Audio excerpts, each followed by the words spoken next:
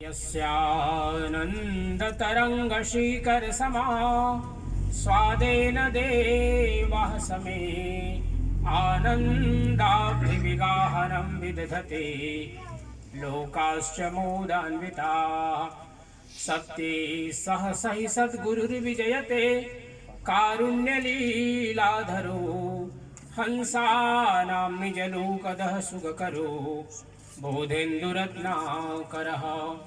यो ब्रह्माणं विदधाति पूर्वं यो वै वेदांश्च प्रहिणोति तस्मै तमः देवमात्मबुद्धिप्रकाशं मुमुक्षुर्वै शरणमहं प्रपद्ये मुमुक्षुर्वै शरणमहं प्रपद्ये।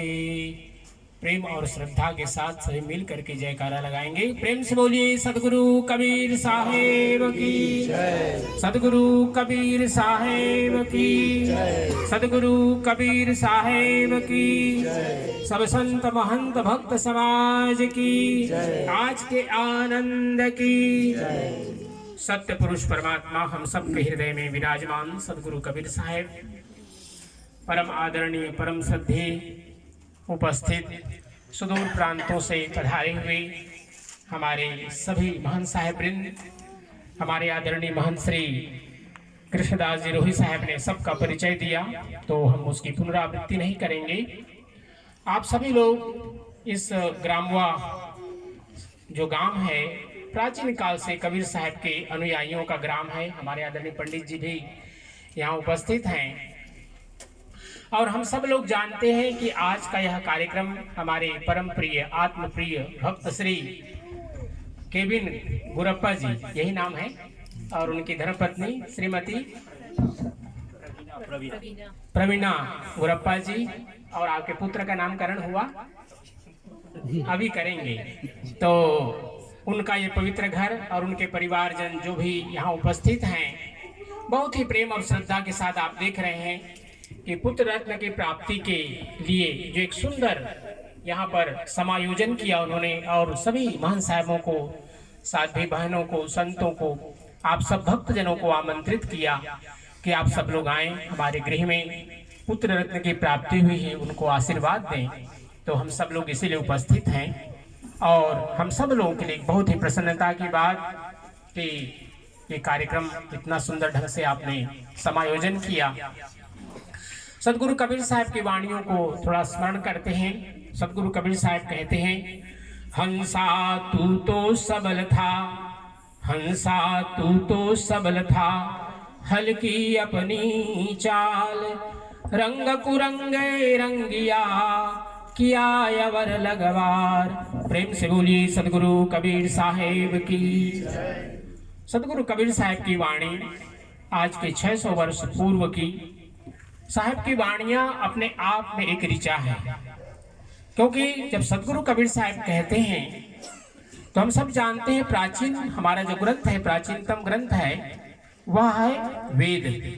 वेदों में भी प्राचीनतम वेद है ऋग्वेद, और वेदों के बाद के जो ग्रंथ आते हैं वो हैं उपनिषद। उपनिषद में क्या किया, जो वेद के गूढ़ ज्ञान थे उनको कथा के माध्यम से हमारे ऋषियों ने हमारे समक्ष प्रस्तुत किया उसको, इसलिए हम उसको वेदांत दर्शन कहते हैं। वेदांत दर्शन में कई परंपराएं हैं और उनमें से एक परंपरा है शांकर वेदांत। सदगुरु कबीर साहब की वाणी, हंसा तू तो सबल था। हंस का अर्थ होता है जो इस संसार में मानव तन प्राप्त हुआ, सभी के सभी हंस हैं। हंस इसलिए उन्होंने कहा कि सदगुरु कबीर साहब ने मनुष्य के जीवन में जो एक सबसे बड़ी विशेषता पाई वह था विवेक। क्योंकि हम सब लोग अपने जीवन में सभी कर्म करते हैं जो पिछले 84 योनियों में हम करते आए हैं, इस जन्म में भी हम वो सब करते हैं। एक चींटी जो मनुष्य के अंदर में सामर्थ्य है, खाना पीना, अपने वंश की वृद्धि करना, चींटी से लेकर के बड़े से बड़े हाथी आदि, अगर प्राचीन काल को ले तो डायनासोर वगैरह, और जल में रहने वाले शार्क, व्हेल मछलियां, जल उसके बाद नभ में विचरण करने वाले बड़े बड़े पक्षी, सभी के अंदर में वो सामर्थ्य परमात्मा ने दी कि सभी कर्म कर सके। सदगुरु कबीर साहब ने हंस मनुष्य को इसलिए कहा कि मनुष्य के जीवन में एक बहुत बड़ी विशेषता है, जिस प्रकार हंस में है कि अगर उसको दूध में पानी मिला करके दिया जाए तो दूध को ग्रहण करता है और पानी को छोड़ देता है। ये हंस की विशेषता है। इसी प्रकार हमारा मानव जन्म है कि हम हंस के रूप में क्यों हैं। साहब कबीर क्यों कहते हैं हमें हंस? क्योंकि हमें भी ये विशेषता है कि हम अपने जीवन में माया में रहते हुए, संसार क्योंकि माया से परिपूरित है, भरा हुआ है, क्योंकि ये काल निरंजन है और काल निरंजन की जो ये माया है और इसमें सृष्टि है, इसमें माया का भरपूर समावेश है। तो हम माया से दूर नहीं हो सकते। हमारे अंदर भी वो सारे के सारे माया के जो अवगुण है वो सब के सब हमारे अंदर में है, काम, क्रोध, लोभ, मोह, मद, मत्सर आदि। लेकिन इसका सदुपयोग करके हम किस प्रकार अपने जीवन को, यह माया, मन माया तो एक है, माया मन ही समाये। मन को अगर हम माया के साथ जोड़ें तो भक्ति की ओर प्रवृत्त होते हैं, लेकिन अगर माया से अगर भर जाता है हमारा मन तो यही हमें फिर से 84 लाख योनियों के ले जाता है। तो ये एक विशेषता सदगुरु कबीर साहब ने कही कि जब एक बालक जन्म लेता है तो हंस का रूप होता है, हल्की अपनी चाल, क्योंकि वो बिल्कुल परिशुद्ध है, क्रिस्टल है, उसमें किसी प्रकार का दोष नहीं है। रंग कुरंगे रंगिया किया अवर लगवार। जिस प्रकार एक वेदांत दर्शन के शुक्ल यजुर्वेद में एक ऋचा आती है, तदे जति तन्ने जति तद दूरे तद्वंत के तदंतर सर्वस्व तदु सर्वस्यास्य बाह्यतः। अर्थात ये जो संसार है, संसार में वह परमात्मा परिव्याप्त है। परिव्याप्त किस रूप में है? हमारे आप में, और जितने भी छोटे से छोटे जीव लेकर के बड़े से बड़े जीव हैं, सबके अंदर में वही परमात्मा विद्यमान है। सदगुरु कबीर साहब के वाणियों में इस परमात्मा के परिव्यापकता के लिए बहुत से साखियां मिलती हैं, भजन मिलती हैं। मोको कहाँ ढूंढे बंदे मैं तो तेरे पास में। और इसी प्रकार से साखियों में सदगुरु कबीर साहब ने हजारों बार इसको दोहराया है कि वो परमात्मा हम सब के अंदर है। इसी बात को, क्योंकि सदगुरु कबीर साहब ने वेदांत दर्शन को बहुत अपनाया अपने वाणियों के माध्यम से। जब सदगुरु कबीर साहब ने कहा कि वह परमात्मा सब जगह और परिव्याप्त है और हम सब लोगों को उसको प्राप्त करने के लिए शब्द, सुरति, अर्थात जो हमारा मन है उस परमात्मा के साथ जब जोड़ते हैं तो हम परमात्मा से दूर नहीं होते हैं। मोको कहाँ ढूंढे बंदे मैं तो तेरे पास में। इसी बात को ये जो शुक्ल यजुर्वेद का जो ये ऋचा है, तदे जति तन्ने जति, वह परमात्मा चलता है। किस रूप में चलता है? हमारे और आपके रूप में। इसके बाद बिल्कुल उसका विपरीत कर रहे हैं, तद न ए जति, वह नहीं चलता है। किस रूप में नहीं चलता है? जैसे जंगम, जो हमारे पेड़ पौधे हैं वो चल नहीं सकते, लेकिन वो जीवित है, उसमें भी जीव है। तद ए जति तन्ने जति तद दूरे, वह बहुत दूर है। हम सब लोग अभी 12 सौर मंडल के बारे में जानते हैं, जिसमें हमारी राशियां हैं, ग्रह हैं, इसमें नक्षत्र हैं। इस प्रकार से 12 सौर मंडल के बारे में विज्ञान ने अभी तक बतलाया। लेकिन यह जो हमारा भूगोल है, अर्थात ये जो भूशास्त्र है, ये अनंत सौर मंडल से भरा हुआ है। तो इस रूप में वो तद दूरे, वह इस प्रकार से दूर है और सबके अंदर में विराज होने के कारण से तदंतर से सर्वस्व तदु सर्वस्यास्य बाह्यता, वो हमारे अंदर भी है और वो हमारे बाहर भी है। ये जो ज्ञान हमारे वेदों ने दिया, हमारे वेदांत दर्शन ने दिया, उनको सदगुरु कबीर साहब बहुत सामान्य रूप से हम सब लोगों के समक्ष रखते हैं और ये मनुष्य की यही विशेषता है। इसी प्रकार और एक वाणी उसी शुक्ल यजुर्वेद में आता है, एक बालक के जन्म के लिए और हमारे जितने भी हम सब जीवनधारी हैं, कुर्वन्नेवेह कर्माणि जिजीविषेच्छतं क्षमाः एवं त्वयि नान्यथे तोस्ति न कर्म लिप्यते नरे। हम अपने जीवन में इस संसार से क्यों जुड़ जाते हैं? क्योंकि संसार की माया और हमारे इंद्रियों के सुख, हम उसमें आलिप्त होने के कारण से इस माया से भर जाते हैं और हमारा पुनरपि जननम पुनरपि मरणम पुनरपि जननी जठरे शयनम, ये परंपरा चलती है। लेकिन इस ग्रंथ के इस ऋचा के अनुसार से जो हमारे ऋषि कह रहे हैं, कुर्वन्नेवेह कर्माणि, हम अपने जीवन में कर्म करें, लेकिन कर्म करते हुए उसमें आलिप्त न हो, उसमें मोहाशक्त न हो। कुर्वन्नेवेह कर्माणि जिजीविषेच्छतं क्षमाः एवं त्वयि नान्यथे तोस्ति न कर्म लिप्यते नरे। 100 वर्ष की आयु, हम सब लोगों को ज्योतिष दर्शन को अगर हम देखें तो विंशोत्तरी दशा है ना, 120 वर्षों की उसमें फलादेश लिखे जाते हैं ज्योतिष शास्त्र के अनुसार से।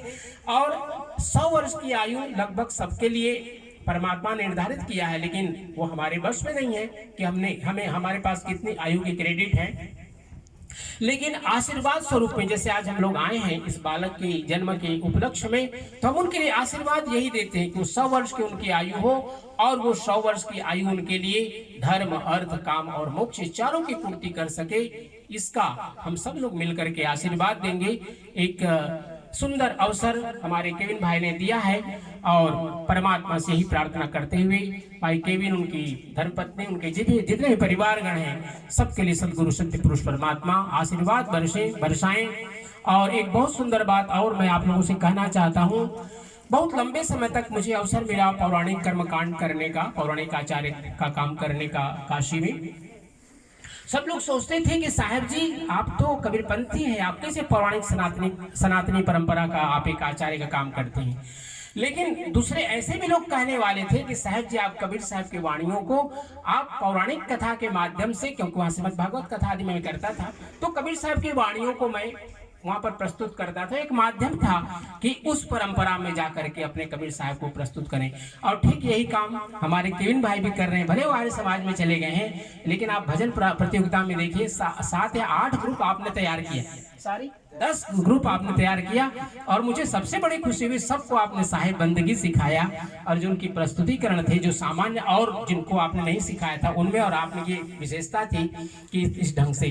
तो मैं सोचता हूँ कभी कभी हम जिसको सोचते हैं नकारात्मक रूप से, उसका अगर हम सकारात्मक उसका गुण देखें तो हमें उसका एक आनंद मिलेगा। और आज के सुंदर समायोजन के लिए और आपके निमंत्रण के लिए बहुत बहुत धन्यवाद देते हुए अपनी वाणी को विराम करता हूं। लेकिन अंत में आइए साहब के पावन नाम का संकीर्तन करते हैं, उसके बाद मैं अपनी वाणी को विराम दूंगा।